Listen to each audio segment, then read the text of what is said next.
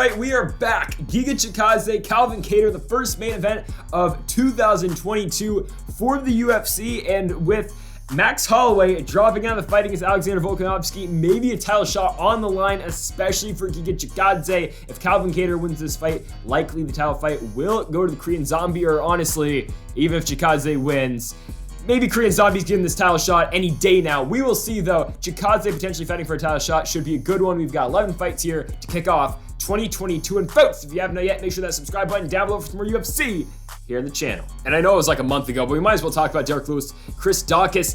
I mean, we started off pretty well. We started 10-1, and then we got Wonder Boy wrong, and then we got Daukaus wrong against Lewis.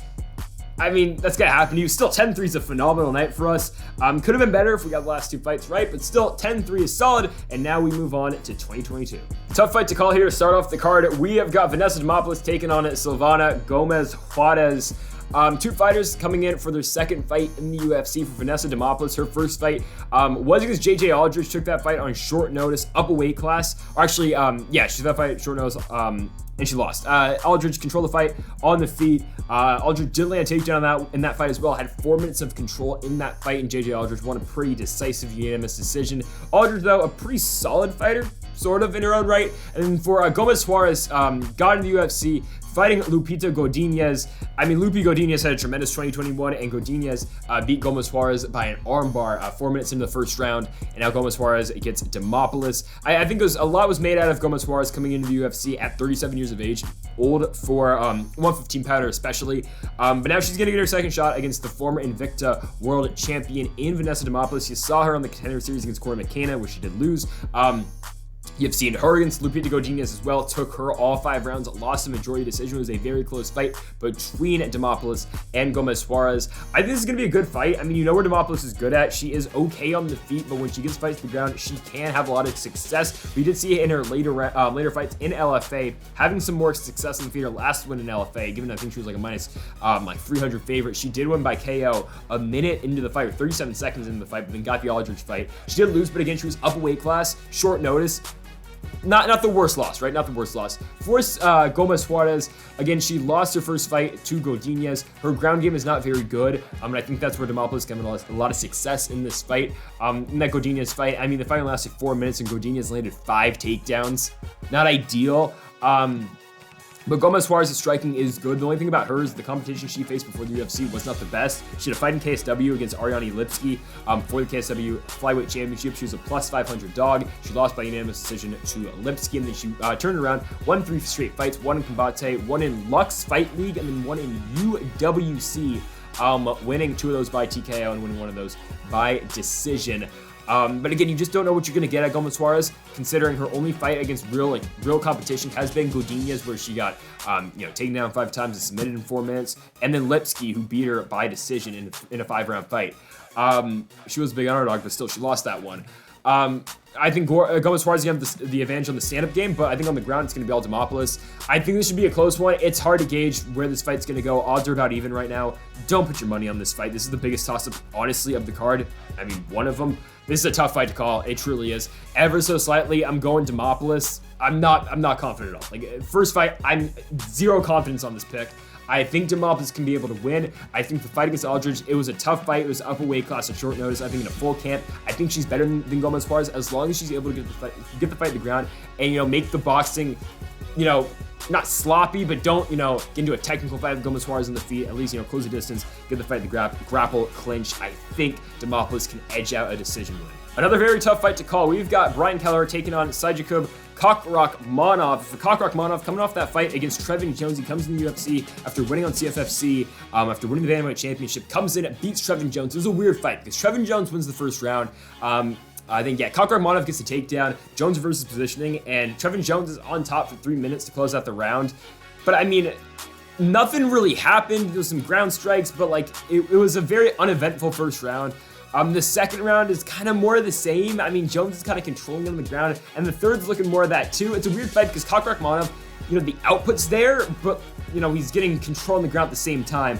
More, the first round really no volume. The second round, Kakhramonov doing more than Jones, but Jones still has top position for most of the round. In the third round, you're thinking more of the same, but then no, Saijakub Kakhramonov sinks in the guillotine, puts away Trevin Jones, and wins the fight. And Trevin Jones had all the momentum going in that one. He had the win, of course, over Timur Valiev. He beat Mario Bautista before that. I thought Jones was going to beat Saidyokub Kakhramonov, but no. Kakhramonov comes in there, and he picks up the W. And you're taking on his opponent here, Brian Kelleher, and Kelleher has been around for a very long time. He's 35 years old, made his UFC debut at UFC 212 in Rio de Janeiro, Brazil for the Aldo and Holloway card. On that card, he beat Yuri Alcantara as well. In his last fight, Kelleher beat Domingo Pilarte by unanimous decision. A fight where you saw a lot of the takedowns from Brian Kelleher, 3 takedowns in that fight, 12 minutes of control. It was a dominant wrestling performance because he was coming off the loss against Ricky Simón, where it was the exact opposite. Simón came in there, 6 takedowns. He was dominating on the ground against Kelleher on a pay-per-view main card fight. Ricky Simón had 8 minutes of control, but you know how good Ricky Simón is. Coming off that one over Rafael Sunsao, that man is a very good fighter. Before for Kelleher, he locked in the guillotine against Ray Rodriguez. Not much happened in that fight.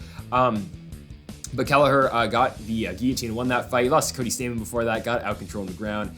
He beat Hunter Azure before that as well. KO'd him in the second round of the fight. He was losing. But Kelleher comes back in the second and wins it. He beat Ode Osborne before that. He guillotined the Picasso of MMA. And Kelleher's been around for a very long time. I think this is a very close fight. I think this should be a good fight because Kakhramonov, the output's there from him, but again, you saw in the Jones fight, Jones was able to do well on the ground against him. But then Kakhramonov lands the guillotine or sinks in the guillotine and wins the fight. Kelleher, you know what he's good at. You know he can grapple. You know he can strike. Kelleher can do it all. Kakhramonov can do it all. I kind of just see Saidyokub Kakhramonov, though, as a more flashy and a younger version of Brian Kelleher. He's 26 years old. Kelleher is 35, excuse me. I think Kakhramonov's going to win this one. I don't know because you never know with Brian Kelleher because this guy's been around for so long. But the guy's got 12 pro losses. Kakhramonov's coming off 3 straight wins. Askar as well, that win early in 2020. The win over Trevin Jones was huge for me. I think Kakhramonov's going to be able to do well in the feet, and I think he's going to be able to beat Brian Kelleher. I think it's a very close one on paper again, but I think Saidyokub Kakhramonov, he's going to catch Brian Kelleher. He's so good at getting the finish, and I'm going to go Saidyokub Kakhramonov to beat Brian Kelleher. Second round TKO. I know Kelleher is tough to put away. He's only been TKO'd once in his career. But yeah, give me Saidyokub Kakhramonov. I think he should be able to win by TKO. I don't know. Very close fight for me. But I'm going to go Saidyokub Kakhramonov TKO finish. Okay, so now we've got Dakota Bush taking on Vyacheslav Borshchev. And honestly, before we get into the fight, 2 interesting nicknames. More Dakota Bush. Dakota Bush's nickname's Harry, so it's Dakota Harry Bush. Okay, man. And then Vyacheslav Borshchev is the Slava Claus. Okay, we're gonna start first with Dakota Bush. He's only had 1 outing so far in the UFC. He was supposed to take on Rong Zhu in September, but then Bush tested positive for the COVID. So, he didn't get the fight against Rong Zhu. So, before that, he took on Austin Hubbard. It was a fight where Hubbard was pretty dominant in that fight, just beat Dakota Bush in every single point in that fight. Hubbard controlled him on the ground, beat him on the feet as well. It was a pretty impressive performance for Austin Hubbard. Bush really just couldn't get his offense going in that one. And then before that for Bush, he had some fights in LFA, won a couple of them going into the UFC. He had a loss to Jaleel Willis by unanimous decision. But an okay run for Dakota Bush at LFA. The grappling looked pretty good in a couple of those fights as well. Submitting Patrick Rivera and just submitting Brian Del Rosario too in his last fight in LFA as well, or second to last fight. He had the knockout against Austin Clem too in his last fight in the promotion. But for Borshchev coming off the win on the contender against Chris Duncan, looked very good with that second round TKO finish with the left hook, put him away, punches ticket in the UFC. Had some fights in Titan before that, winning back-to-back fights by TKO, and before that had a split decision loss to William Starks on LFA 96. Before that, won by unanimous decision against Ali Zebon, and then beat David Marquez on Gladiator Challenge in 2019 just to kick off his pro career.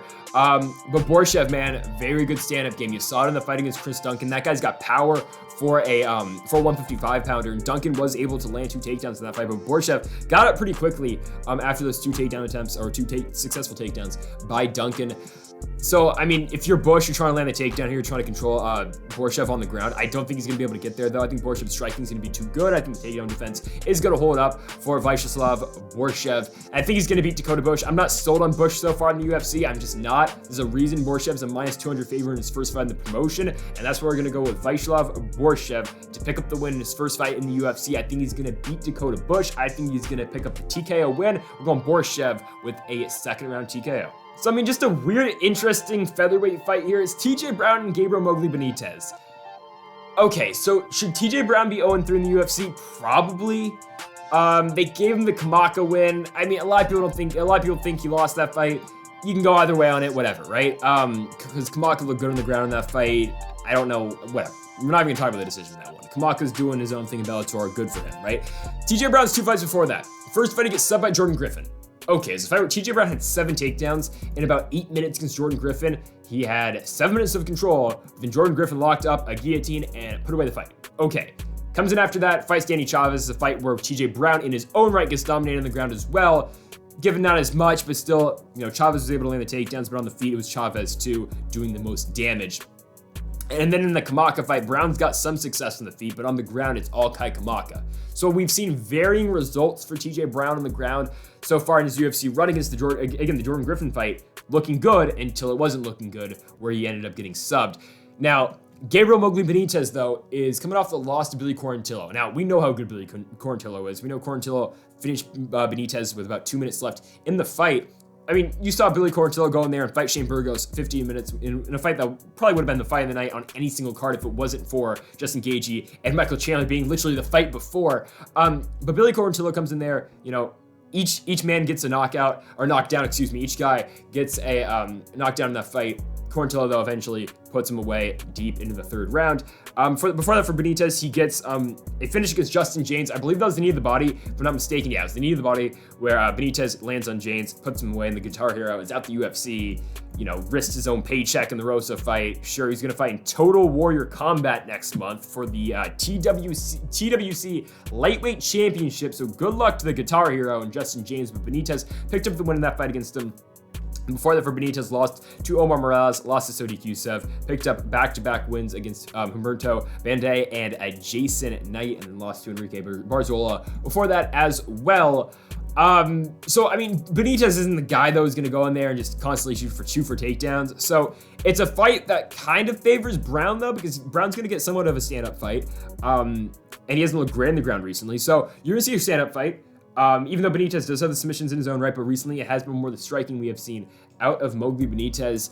I just don't really know how good TJ Brown is. He throws a lot of volume, but in his 3 fights so far, has he won either of them? I don't think he has. Personally, I don't think he's won any of the 3.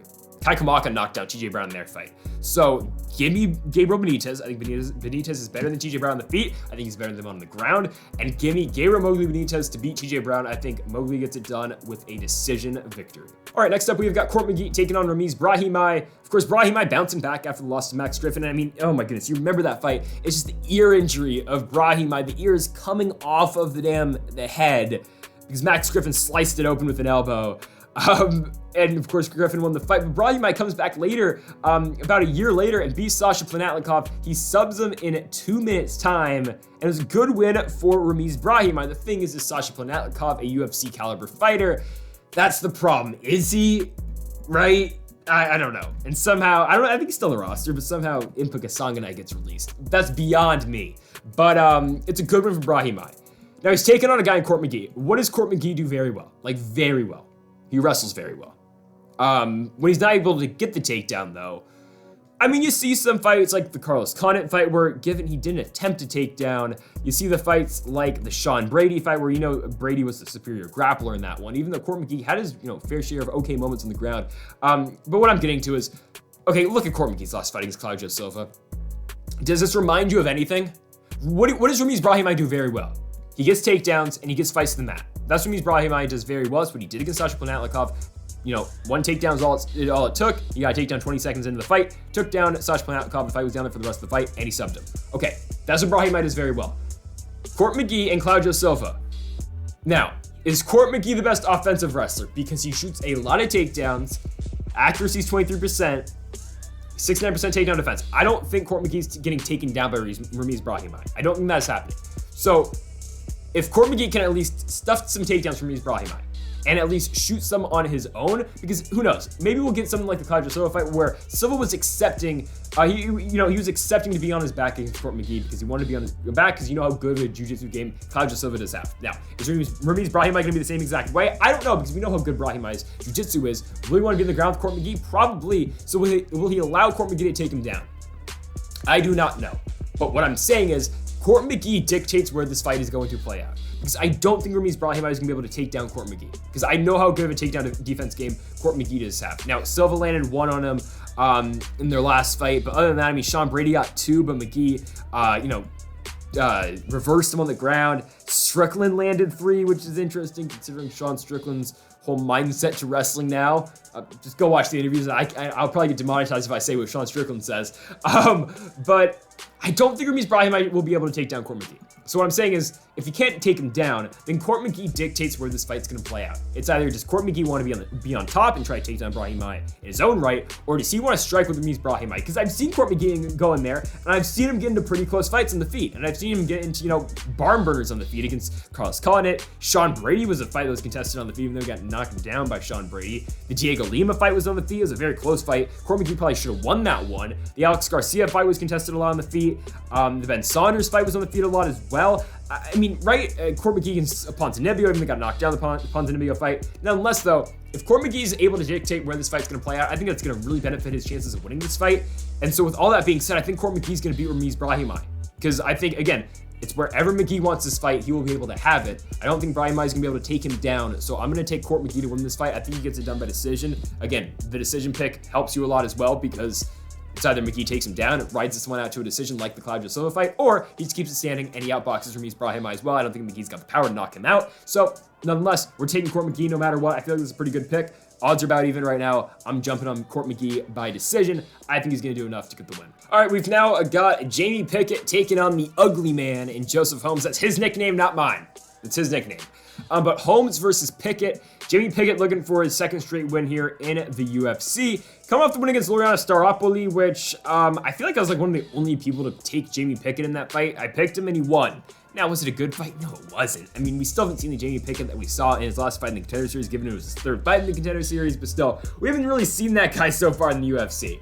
Because the Staropoli fight, sure, does he win it? Yeah. He lands 2 takedowns in that one. The Staropoli, reverses it. He's on top for most of the fight, but Pickett looked good on the feet. He wins by unanimous decision. Pretty clear-cut decision for Pickett. That's fun, right? His first 2 fights in the UFC, though, whole different story. The first one, Tafon Chukwi. Yikes. Loses that one by decision. It's all Tafon Chukwi in that one. Like, Chukwi puts on a striking performance in that one. And the Jordan Wright fight, I mean, the Beverly Hills Ninja just got knocked out of Bruno Silva, but still, the Beverly Hills Ninja still got some power. Rushed Jamie Pickett, finished him, kneed him in the clinch, and Pickett was out. Okay, so he's 1-2 in the UFC, probably still fighting for the contract, and now he's taking on the UFC newcomer in Joseph Holmes. Holmes is coming off that win on Fury FC on the Looking for the Fight. Dana White's Looking for a Fight edition. He beats, he was the same guy that Pickett beat in his last fight in the Contender, how Pickett got his contract. Holmes does the same way, knocks him out in the first round. Before that, picks up one in the Contender by rear naked choke, beating Shante Barnes. He beat Dwayne Diggs before that on LFA 114.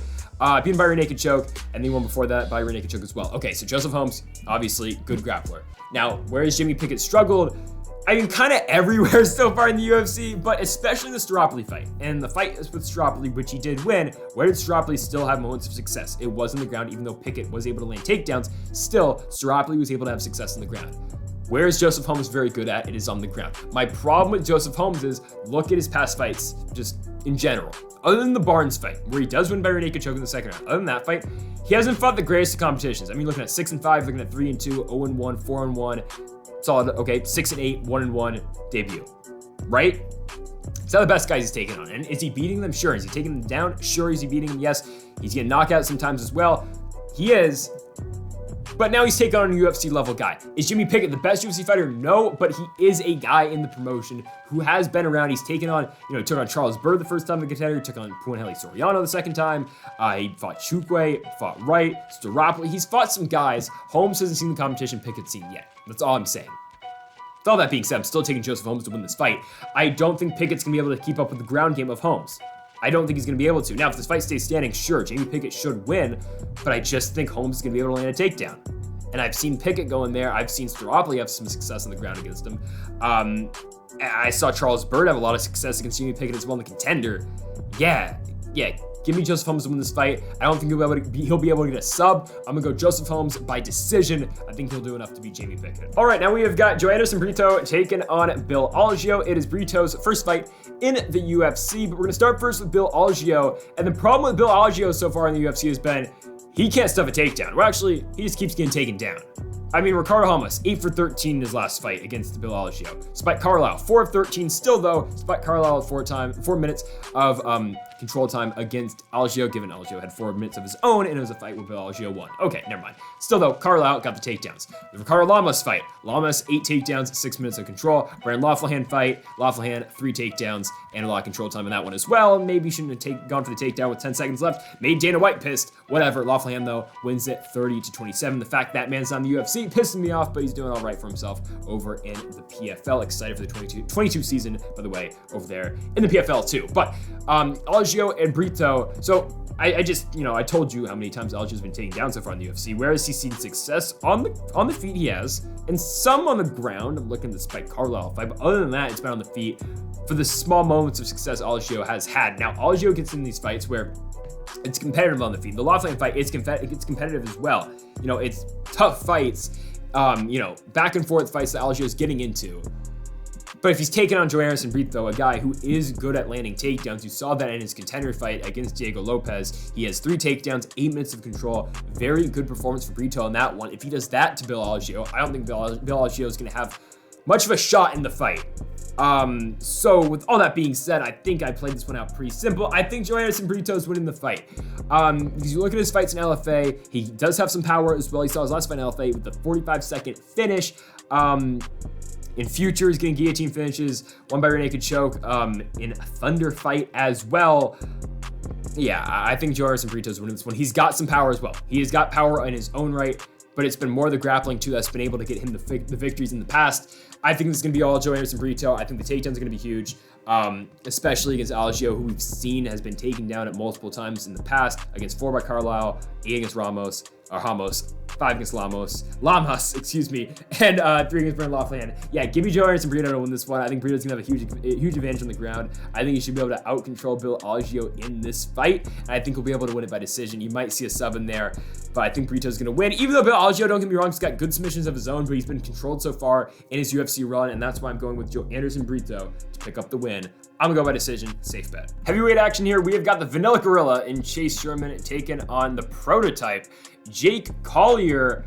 Jake Collier, man, I thought beat Carlos Felipe. Now, I picked Carlos Felipe to win the fight, but damn, Jake Collier didn't look that bad in that fight. He didn't. The former middleweight fought that fight pretty well. He outstruck Carlos Felipe. You look round by round as well. Like, I don't know how he doesn't win the fight. You could probably score the 3rd for Felipe, but rounds 1 and 2 is all Jake Collier. I don't know how he didn't win the fight. I don't know how he didn't win. You could maybe make the argument for him winning the 3rd. It's weird. I believe Texas, I think the fight was, yeah. Houston scorecards, or no, Arizona. I don't know, man. Collier loses, whatever. But before that, for Jake Collier, he beats Jan Vellante. I mean, one of those heavyweight fights where, it's not the most powers being displayed, and it's kind of a back and forth. One of those fights where you're like, if this fight lasts more than 2.5 minutes, it's going to the final scorecards. I mean, Collier wins, pretty dominant. He gets knocked out by Tom Aspinall before that, but you know how good Tom Aspinall is, and you know that Tom Aspinall is in the top 10. He's going to be in the top 5, I think, pretty soon after he beats Shamil Abdurakhimov. Spoilers, but not really. I think everyone thinks Aspinall's going to win that one. Nonetheless, though, Collier's all right. I don't want to talk about his run at middleweight because it's not all that relevant, especially because, yeah, he's at heavyweight now. Actually, no, he's at light heavyweight. He was at middleweight before that, I do believe, if I'm not mistaken. Yeah. It's still though, like he lost to Devin Clark, he beat Marcel Fortunat, like it doesn't matter. Talking about his heavyweight run, he's looked okay. I think he should be 2-1, and the one loss being to Tom Aspinall. Not a bad loss at all. Now, he's taking on Chase Sherman. So Sherman's had 2 runs in the UFC. The first one ended with the loss to Augusto Sakai, where he got knocked out. You kind of felt like his first run in the promotion was kind of tough because he comes in, he fights, okay, Justin Ledet. Exclude that fight, but he loses to Walt Harris. Okay, it's gonna happen. He gets knocked out. He beats Rashad Coulter. He beats Damian Grabkowski, and then he loses to Shamil Abdurakhimov, loses to Justin Willis, and loses to Augusto Sakai. Well, at the time, Abdurakhimov was in the top 15. Willis was in the top 15, and Augusto Sakai was, on his way up and eventually became a top 15 fighter. I know he just lost to Taito Ivasa, but still, Augusto Sakai at one point in time main evented back-to-back fight nights and was in the top 15. I believe at one point even the top 10. So they bring him back. He beats Ike Villanueva, knocks him out with an elbow, or TKOs him with an elbow in the second round in that empty arena card in Jacksonville. And then he loses to Andrei Arlovsky, one of those classic fights where Andrei Arlovsky comes in there, beats one of the younger guys like he did Carlos Felipe. He wins, does Arlovsky, and then after that, Sherman turns around, fights Parker Porter, gets beat by unanimous decision. Parker Porter is an okay fighter, but I just haven't seen a great version of Chase Sherman since the Ike Villanueva fight. And if you get rid of the Ike Villanueva fight, Chase Sherman has not won in the UFC since July of 2017. On Weidman and Gastelum, I believe in Long Island that was. Yeah. Not tremendous. I've seen Jake Collier have close fights with Carlos Felipe. I've seen him beat Jan Vellante, who's not the best UFC fighter, but I'm not big on Chase Sherman. I'm really not. I don't think he's going to beat Jake Collier. It's weird for me saying I'm going to pick Jake Collier to win a fight, but that's exactly what I'm going to do. I don't think Jake Collier's got the knockout power. That I don't think Chase Sherman really has either. Both these guys really don't have much power for 265. Obviously, if you had to get an advantage to someone, it is Chase Sherman, but recently, though, the power hasn't been there. Yeah, it's a tough fight to call. It is, but I'm going with Jake Collier. I think as long as he avoids the power shots that Chase Sherman always throws at the beginning of the round, if he's able to survive that, yeah, give me Jake Collier all day. I think he's gonna, more technical striker is Jake Collier when compared to Chase Sherman. He's a better overall boxer. I think Jake Collier is gonna pick up the win. He's a slight favorite. I believe he's the underdog in Tapology when you look at the votes, but still, I'm going with the prototype in Jake Collier to pick up the win. I think we'll get it done by decision. In what will probably be your fight of the night, if it's not for the main event, we have got Brandon Raw Dog Royval taking on Rodrigo Bontorin. Again, a lot of interesting nicknames on this card, but we've got Raw Dog Royval taking on Bontorin, starting with Raw Dog Royval. His last fight was a loss against Alexandre Pantoja, and this guy's had a tough run so far in the UFC as Royval. I mean, he comes in, he takes on Tim Elliott, former title challenger. He wins. He beats Tim Elliott in his first fight in the UFC, short nose, subs him with an arm triangle. Then he comes back and he beats Kai Kara-France in one of the best fights I've seen. One of the best rounds I've seen is the second round, and it's only 48 seconds that second round. It's a crazy fight with him and Kai Kara-France. Those two dudes just trade. Royval knocks him down twice, Kai Kara-France knocks him down, and Brandon Royval eventually subs him with the guillotine. But you know how good Kai Kara-France is, though. He just knocked out Cody Garbrandt. Oh, by the way, Brandon Royval was going to knock that guy out if he didn't sub him. Big win for Royval. I think that win keeps on getting better and better, considering how good Kai Kara-France has looked since that fight. Now, after that for Royval, they give him Brandon Moreno in essentially a number one contenders fight. The winner's going to go fight Deiveson Figueiredo, and Moreno beats them. It's the arm injury to Royval. It was a close first round that Moreno is probably on his way to win because of the ground control time, but still, it was a close first round. Royval, though, injures his arm. He, I think, dislocated the shoulder, if I'm not mistaken. He loses. And then he comes back about a year later, fights Alexandre Pantoja, who another guy who's a very good fighter, who's probably next in line for the championship, who's booked to fight Moreno until he had to pull out. So I'm sure the trilogy date with Moreno and Pantoja will be soon. Of course, Moreno's got that fight though with Figueiredo. He's got to get past. But if he does, Pantoja is probably next for the winner. Or actually, wait, is Pantoja fighting? I think Pantoja's fighting Kai Kara-France, if I'm not mistaken. So never mind. We'll see who gets out of that fight. But still, that's how good Pantoja is. I think he's fighting. No, he's not fighting Royval. Who is Brandon Royval fighting? We're about to find out together, folks. Who I saw it, or not Royval. Who is Kai Kara-France fighting? It's Askar Askarov. There it is. Okay, so no. Pantoja is next to the championship, and the winner of Kai Kara-France and Askar Askarov is probably next after that. So I'm just telling you, the level of competition these guys are taking on. This is a tremendous fight. And you know what Bontorin does very well? He's a good striker. You saw them in the Matt Schnell fight, even though he got dropped by Kara-France and finished. He lost to Ray Borg in a fight where he got controlled. That wasn't very good because Ray Borg took him down 10 times in that fight. He beat Raulian Paiva, which that's a win that keeps looking pretty good. All around, man, Bontorin's a good fighter. He's a good fighter. He's got a very good stand-up game. I know he had that fight against Kai Kara-France, but that was, kind of a back-and-forth fight, sort of, towards the end of the first round. And still, he beat Matt Schnell, too, which is never an easy out as well. Royval, you know what he brings. He's a very explosive striker. Some crazy stuff on the feet out of Brandon Royval. His wrestling isn't horrible as well. His ground game is not horrible either. I just think, the way Brandon Royval fights, though, you're going to see a stand-up fight between him and Bontorin. It's going to be a banger. I'm very excited for this fight because both these dudes are going to throw for the entire fight. Probably. Maybe. Because Bontorin, probably wants to get this one on the ground, but still, you saw the Matt Schnell fight where he looked pretty good on the feet. I mean, he did. I know he took Chanel down once, but still, it was a Bontorin striking performance mixed in with some of the wrestling. We'll see, man. I really like this fight. I'm still picking Brandon Royval, though. I believe I picked Brandon Royval his last 3 fights in the UFC. Actually, I might have picked Kakhramonov to beat him. I'm not sure, but I like Brandon Royval. I think this guy's very fun to watch. He's an explosive striker. He's a very fast fighter, very fun fighter. A lot of volume on the feet. It's always a fun fight when Brandon Royval is fighting, and I think he's going to pick up the win here against Rodrigo Bontorin. I think he'll get the job done by decision. One of the fight of the night candidates for sure, but can be Brandon Royval to get back on his winning ways, beating Rodrigo Bontorin by unanimous decision. Okay, so 2 contenders at 125. Kelleher Chookagian, Jennifer Maia. Is a title shot on the line with this one? Probably not, because honestly, I think the title shot's going to Andrea Lee. I think it probably will. After her predominant performance against Cynthia Calvillo, because I don't think Shevchenko's going up to fight Juliana Pena next. So I think she's staying at 125 for her next fight. I don't think they're going to give it to Taila Santos, just because I think they're going to wait for Santos to fight Shevchenko. Maybe they'll just do that fight right away, but I think Taila Santos is fighting the winner of this fight. And I think Andrea Lee is getting pushed straight into the title shot. I think that's what they're going to do. But we'll see. Maybe it's Andrea Lee versus the winner of this fight, and then Santos gets the title fight first. Nonetheless, though, I think Santos and Lee eventually probably will fight for the championship just because they want new fighters to fight Shevchenko. We'll see how it goes. But for now, we've got Jennifer Maia and Kelleher Chookagian. And Jennifer Maia gave Valentina a run for her money. Sure. Did she? No, she didn't. Okay, she took her down. She won, what was it, the second round, I think it was? I mean, she took her down once. Awesome. Great. She landed a takedown.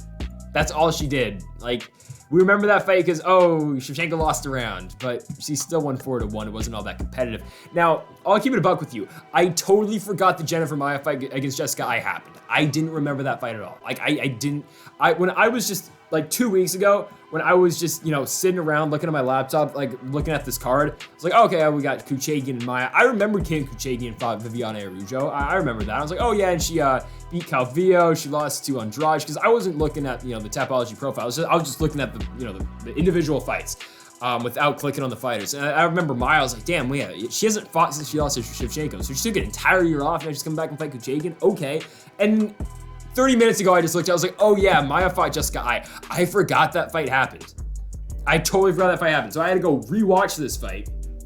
Nothing really happened. It was just, Maia just outpointing Ai. I mean, it was kind of boring. It was a stand-up fight that you didn't really expect, but whatever. Jennifer Maia won the fight, so that's cool. Kelleher Chookagian, I don't need to rewatch Kelleher Chookagian fights because I know how they all play out. Kelleher Chookagian is one of those strikers. She keeps distance very well. Did she win the Araújo fight? Probably not, but she beat Calvillo by keeping her distance well. She outstruck her. She outpointed her. Kelleher Chookagian is like the outpointing master in the UFC. She knows how to outpoint her opponents so well. Except for the Antonina Shevchenko fight, which I still think is probably her best performance. She said, all right, screw it. Oh, so you're a wrestler now. Yeah. Kelleher Chookagian came in there, took down Antonina Shevchenko, smashed her on the ground, as Habib would say, or Hamzat. 10.5 minutes of control time in that fight. 200 total strikes for Kelleher Chookagian. Oh my goodness. Now, that's probably what she's supposed to do to Antonina Shevchenko, but tremendous performance. I mean, my goodness. But for the most part, that's not what Chookagian's going to be doing, and I know for damn straight she's not going to be doing that against Jennifer Maia. She's not going to be taking down Jennifer Maia. That's just not what she's going to do against a very good BJJ player. And Maia, if Chookagian's going to win, she's going to keep her distance, and she's going to basically do what she does in every single fight, like the Araújo fight, like the Calvillo fight, striking for distance, not letting Maia close, and just, outpointing her. I think that's kind of how this fight's going to go, if I'm being honest with you. Like, how else would this fight go? Because Maia's got to get a takedown. Chookagian's takedown defense actually isn't all that bad. I mean, Araújo took her down once, but she went 1 for 3. The one takedown she landed, she stayed on the ground for about 3 minutes. Is Maia going to be able to consistently land a takedown? Like, yeah, she took down Valentina, but she just took her down once. And I think we all have these memories about, oh, Maia gave Shevchenko a real run for her money. Like, everyone has their memories of Gustafsson, having that close fight with Jones. But in reality, it was just a win for Shevchenko. We just hadn't seen her being tested, like, to that level yet, where she lost 1 round. Because Valentina, after she got taken down with Maia, she was just content just riding that fight on the bottom for the rest of the round. Because, I mean, she didn't want to, get into some messed up situation where Maia all of a sudden's got an armbar and it's about to win the title. She was just content, all right, I'm going to give up this 1 round. Next round, we're going to regroup and we're going to win the round. And that's what she did. She won every single round after that. So I just think if Maia's going to have to win, she's going to have to land a takedown. Will she be able to get that and close the distance against Chookagian, who is very good, at keeping fights at range and outstriking and outpointing her opponents? She's, You know, she's gonna have a 5-inch advantage height-wise, 4-inch reach advantage does Chookagian have in this one. I think this is just a classic Kakhramonov Chookagian outpoint decision victory. I mean, this is the Kakhramonov Chookagian fight against Jennifer Maia. As long as Maia's not able to get this fight to the ground, it is gonna be all Kakhramonov Chookagian. Chookagian wins by decision. It's one of those fights one more time. Chookagian stays at the top of the division with a unanimous decision win over Jennifer Maia. Well, you want kickboxing, you want striking, you're gonna get it right here. Giga Chikadze, Calvin Kattar. Is a title shot on the line? I don't know. I'm gonna address that after the video is over. I'm gonna put a poll in the community section, community tab, whatever, here on YouTube on who you want the next title shot to go to. Go vote on that one if you want in the community poll. But I'll talk about that after I give my prediction. First, though, we've got Calvin Kattar and we've got Giga Chikadze, two of the best strikers at 145, two of the best fighters at 145. It's got to make for a really good fight. Now, we haven't seen Calvin Kattar since the Max Holloway fight, in one of the worst beatdowns in UFC history, but don't forget, Calvin Kattar did have a little bit of success, just a tiny bit of success in that fight. Normally, when you think, okay, you land 133 significant strikes in a fight, you should be okay, right? Should be all right? Nah. When your opponent lands 445 significant strikes, my goodness, Calvin Kattar got dominated in that one. Max Holloway with one of the best performances of all time, in the 10-7 round and all that. I mean, it's hard to come back from that. And now Calvin Kattar took over a year off. It will be 364 days since he has last fought Max Holloway when he steps into the octagon to take on Giga Chikadze. They are doing him no favors with this fight with Chikadze, but I feel like everyone thinks of Calvin Kattar as the guy who just got dominated by Max Holloway. But you know what? A year ago, would Giga Chikadze get, 50-42 against Max Holloway as well? Maybe. A year ago? Like a year ago. Think about a year ago, Giga Chikadze. This is the guy coming off the Jamie Simmons win.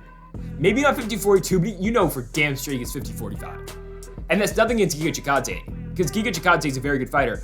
That's just where I put Max Holloway in this weight class. It's Alexander Volkanovski, Max Holloway, space, Yair Rodriguez, Brian Ortega, Korean Zombie, space, everybody else. Giga Chikadze can crack that, that club with Zombie, Rodriguez, and Ortega with the victory here. Same can be said about Calvin Kattar. Like, that's just how I see this weight class.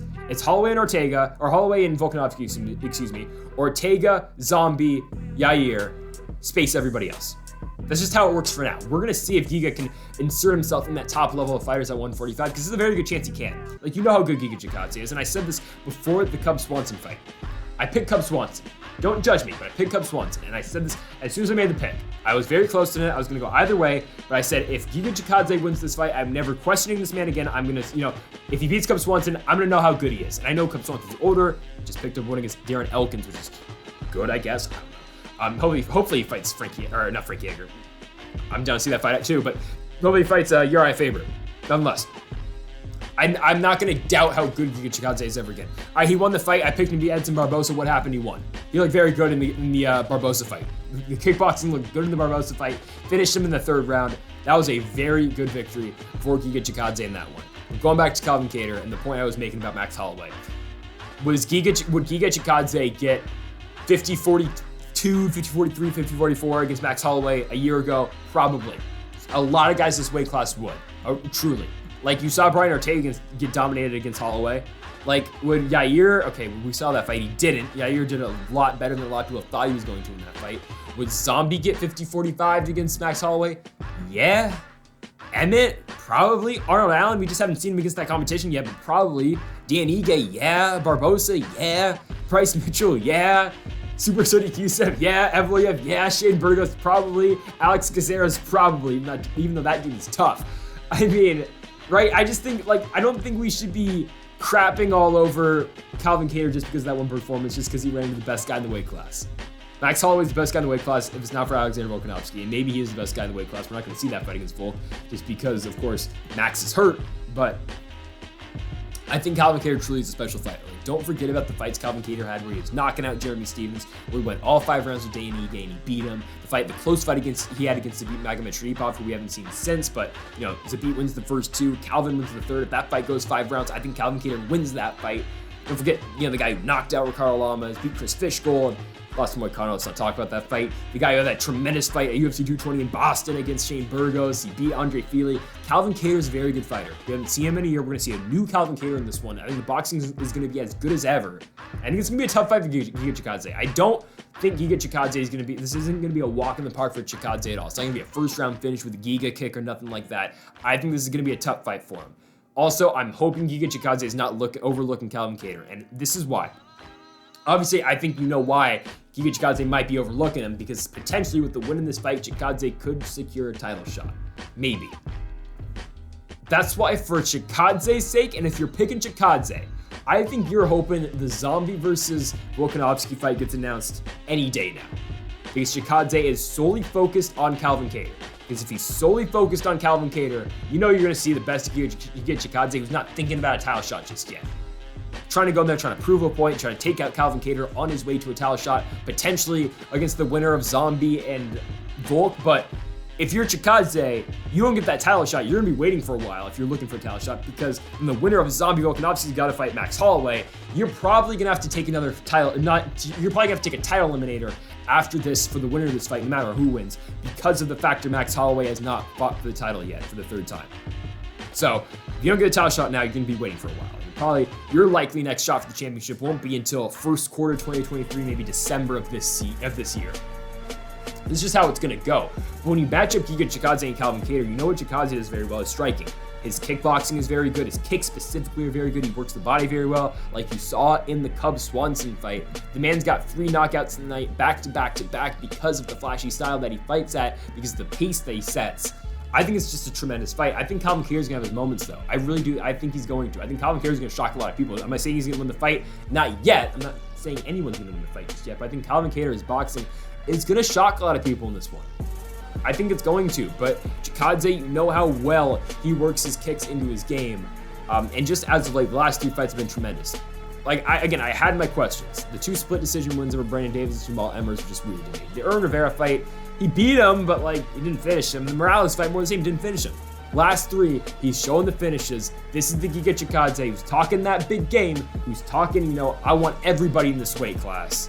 He wants Volkanovski, he wants Holloway, he wants Rodriguez, he wants Ortega, he wants Zombie, he wants Emmett, he wants every single guy in this weight class, and Calvin Kattar's just the next guy for him specifically. But I don't think he can overlook Calvin Kattar. I don't think he can. Calvin Kattar, I know the Max Holloway fight was rough, but other than that, you look at the way Kattar fights, the way he caught Stevens with the elbow on his way in, he's such a good striker. This is going to be a good fight. It can go either way. But yeah, we're taking Giga Chikadze. We're taking Chikadze. I don't like Kattar on a 1-year layoff. I don't like that, especially. And just, yeah, all around the feet, I like Chikadze to win this one. So I'm going to go Giga Chikadze. I don't know if he'll finish Kattar, just because I've seen Calvin Kattar go in there and go all 5 against Max Holloway and take 400 total significant strikes. So I'm going to take Giga Chikadze by decision. Now, title shot-wise, if Giga Chikadze is coming off a 25-minute fight against Calvin Kattar, you know you're going to at least take some damage, because Calvin Kattar is going to throw back. He threw back against Max Holloway in the 5th round of that absolute war in Abu Dhabi. So if Chikadze's going all 5, he's most likely not getting the title shot next. And I think the title fight will probably already be announced at 145 by the time this fight rolls around on Saturday. But if it's not, the only way Chikadze gets this fight is early round finish. I don't think he'll be able to do that against Calvin Kattar, just because how tough Calvin Kattar is in there. Calvin Kattar is a very tough guy to finish. So with all that being said, I don't think Chikadze is going to be able to land that title shot, because they're probably not getting the title shot after a 25-minute war against Calvin Kattar, just because Chikadze is most likely going to take just a little bit of damage. At the very least, he's going to take some damage. So that narrows the title fight to either. We're just going to go off pure rankings-wise here. Max Holloway can't get it. Brian Ortega's not going to get it just because he lost to Volkanovski. I don't think Yair Rodriguez is going to get it. I don't think Yair Rodriguez should get it. I'm not in favor of a guy getting a title shot after losing to a guy who wasn't the champion. It's not like he just had a close fight against Volkanovski and he barely lost, and all right, we're just going to run it back. He lost to Max Holloway, who's a good fighter, who maybe should be the champion or, can beat the champion, but he wasn't. So I don't think you can give the title shot to Yair Rodriguez. Korean Zombie's got to be the guy, because he just beat Dan Ige when you're looking at this, guy by guy here on the rankings. Kattar, we're saying he's going to lose to Chikadze. Josh Emmett beat Dan Ige, but who beat Dan Ige before Josh Emmett did? It's Zombie, so that kind of rules out Josh Emmett. Arnold Allen, I would be interested, but I just don't think Arnold Allen is ready yet for the championship fight.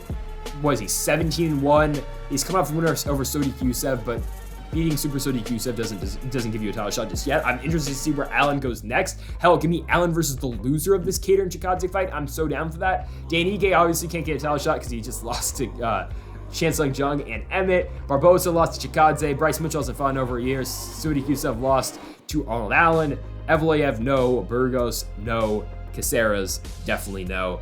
The only other option, Triple C, Henry Cejudo. Personally, do I want to see it? No. I don't want to see Henry Cejudo go fight Alexander Volkanovski. I'm just not interested.